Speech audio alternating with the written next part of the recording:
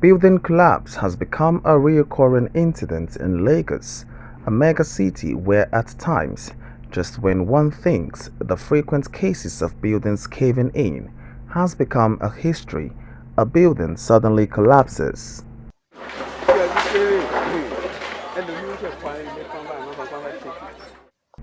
Buildings collapse when they become distressed and dilapidated over the years, but with Lagos having its fair share of such incidents, which often claimed lives, apart from injuries and temporary displacement, the need for monitoring of defective structure has become imperative.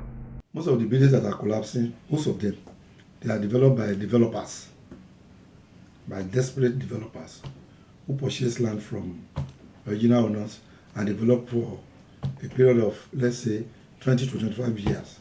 So whatever they are putting in place, they have their target. By the time it's 20 years, they must have recouped their money.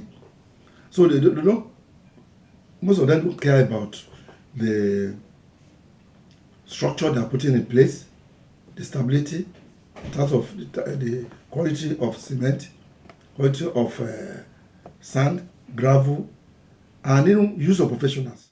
Monitoring of distressed buildings in some cases lead to demolition of structures considered no longer safe for human habitation by the State Building Control Agency, LAPSCA. However, those LAPSCA have the capacity to monitor distressed buildings spread across Lagos.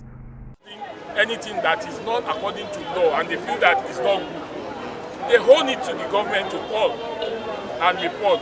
And when the government is coming in, they won't disturb us. And that is an example that they have played. And I thank them. Governor Sanwo-Olu is seizing this opportunity to say thank you. The personnel of the two agencies, they are very thin on the ground. And that is a fact. In terms of personnel, in terms of vehicles, in terms of materials, in terms of equipment, they are very lean on ground. And I think that it's high time to employ and to beef up these agencies like we have done to LIRS. LAPSCA is grossly inadequate in controlling buildings, and not because they don't have professionals. They have professionals, but how many buildings to a professional under LAPSCA?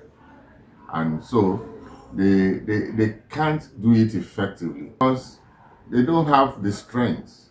How many buildings will they control? How many officers will they have? And in Alimosho alone, how many buildings are going on, construction work are going on that they want to control? Before you know it, they are overwhelmed. And in some other cases too, you find out that they don't even have the security personnel that are even enough in case they meet danger, they meet resistance on all these sites. I think the Lagos State Building Control Agency is adequately equipped to monitor distressed buildings in Lagos State.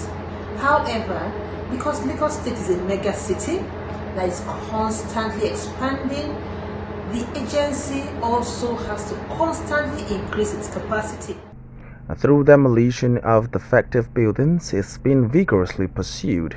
Some stakeholders in building construction industry believe that monitoring of distressed buildings should not be left alone to government. The community allows it. If we raise eyebrow for such, definitely, and how do we do this? We get the authority concerned informed immediately. We send pictures to them, we give them the evidence of what is actually happening around us, so that government will come and do the necessary thing that they need to do. Because let me tell you, government cannot, I said it earlier, government cannot be everywhere. We supposed to help government to actually get all these things done. Yes, I believe the Lagos State Building Control Agency should include and involve the public in monitoring distressed buildings in Lagos State. There's a lot that the public can do.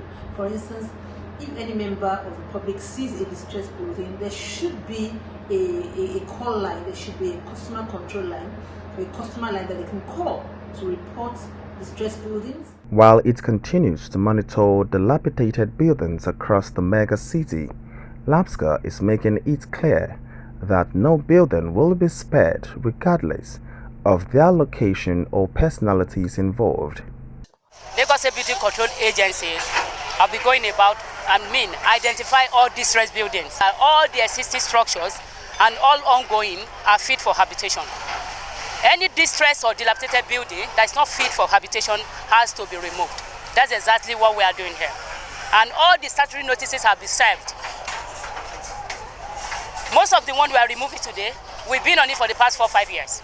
The state government and stakeholders in building construction industry believe that there is the need for concerted effort with residents playing a role in ridding the state of inhabitable structures.